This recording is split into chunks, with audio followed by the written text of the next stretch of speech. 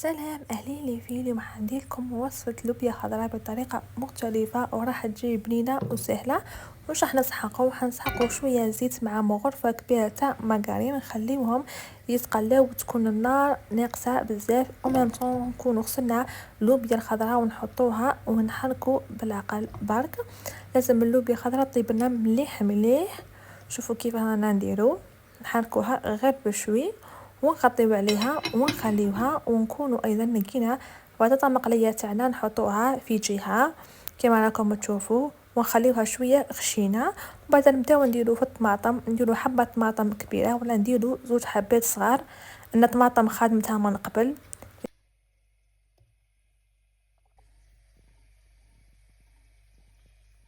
والان نبداو نديرو في التوابل شويه فلفل اسود على راس المغرفه، وايضا شويه ملح لي ملعقه صغيره، وملعقه صغيره تاع ثوم بودره ولا ثوم حب، وملعقه صغيره تاع كزبر. نخليوهم هذيك لاصوص يتقلاو لنا مليح مليح، وسير البنا انك تقلي المرقه تاعك لازم عليكم تقليوها. وكاضافه راح نزيدو شويه او ملعقه صغيره تاع طماطم مصبره، ما تكثروش، ديروا شويه برك ونحركو مليح مليح باش تنحل هذيك الحموضيه.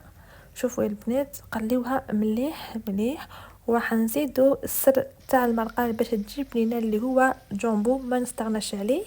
واللي عندها موصو تاع الدجاج تقدر ديرو كاضافه، راح يزيد لك البنه. ومن جهه نقلب البطاطا تاعنا بهذا الشكل، ما نخليوهاش تولينا حمراء بزاف.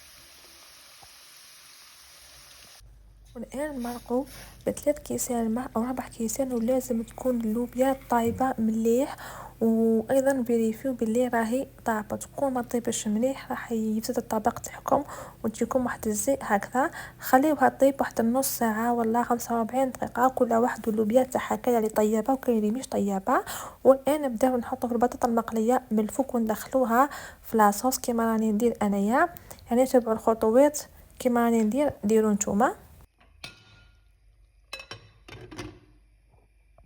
ومن جهة راح نديرو زوج حبات بيض او 3 حبات بيض حسب الكمية، ونديرو ربع كاس تاع حليب، وما ننساوش رشة تاع الملح. نخلطوهم مليح مليح بهذا الشكل.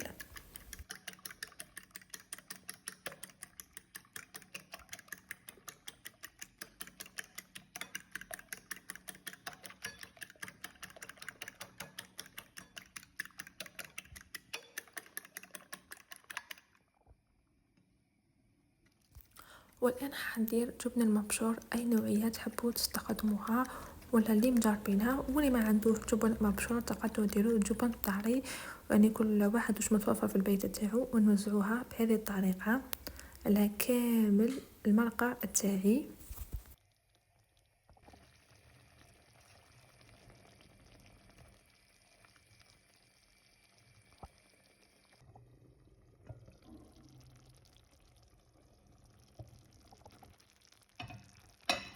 نخليها مدة 10 دقائق، ومن بعد نزيد لها الجبن من الفوق، راح تجي بنينة تهبل. وهذا هو الشكل النهائي، ما تشبعوش منها.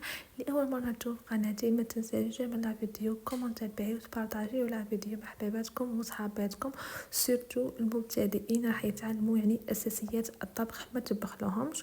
وايضا اللي جربتها تخلينا رايها في لي كومونتير. الى اللقاء في فيديو اخر، نحبكم كامل ونموت عليكم، ما تنساوش ابونيو قناتي. باي باي.